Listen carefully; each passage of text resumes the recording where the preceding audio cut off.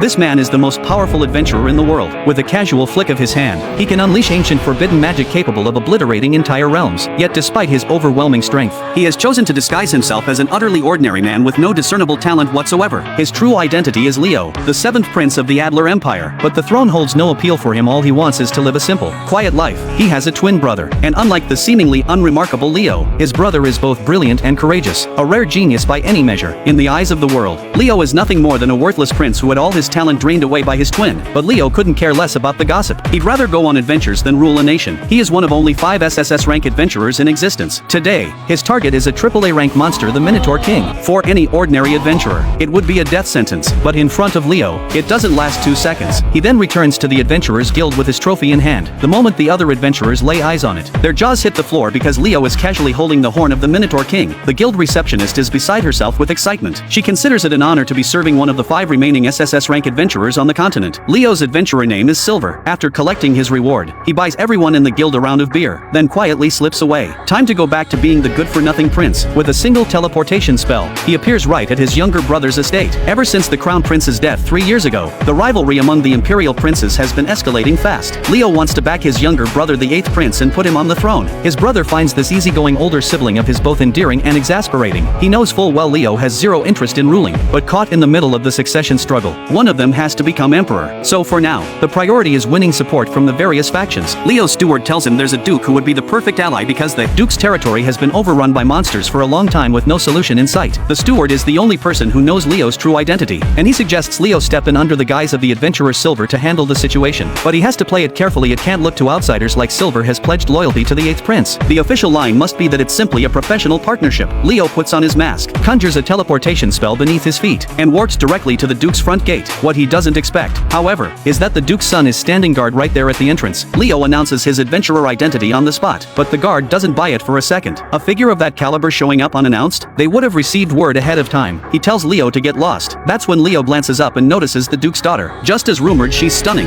Back home, the wheels start turning in Leo's head. He's come up with a plan, though it's not exactly an honorable one. Over the next 5 days, Leo makes the journey to the duke's estate by carriage, the slow, deliberate way a prince would travel. The moment he arrives, he lays into the duke with a sharp reprimand, claiming that he went through great lengths to bring Silver here to help, only for his people to turn him away. That, he declares, is nothing short of disrespecting a prince of the empire. The duke is completely in the dark about the whole incident, but ignorance is no excuse. After Leo thoroughly rattles him with a heavy dose of intimidation, the duke scrambles to look into what happened. Before long, the duke brings forward his son, the very guard from that day. It turns out the duke had stationed his son at the gate specifically to fend off the endless parade of nobles coming to court his daughter. The son is still playing tough, arguing that nobody could have expected such an important figure to show up out of nowhere. But the damage is done. Leo demands the duke offer something of real value to the prince, or face consequences. Then, the duke's daughter Luna makes a sudden entrance.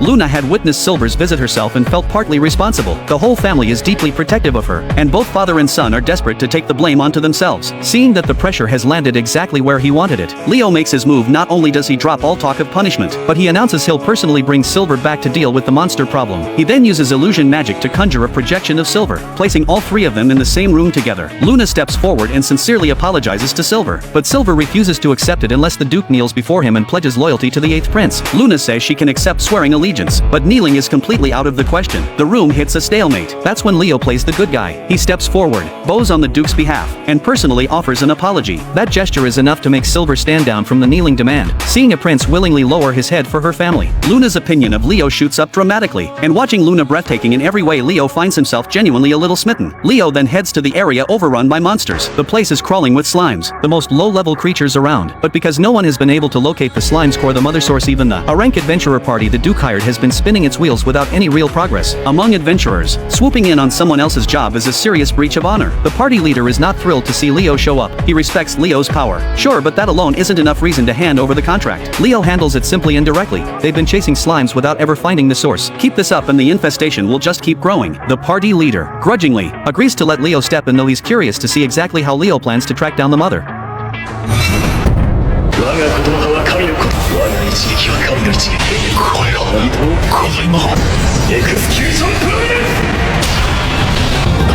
Just like that, Leo effortlessly destroys the slime's core, but when he uses the teleportation array to head back, Silver,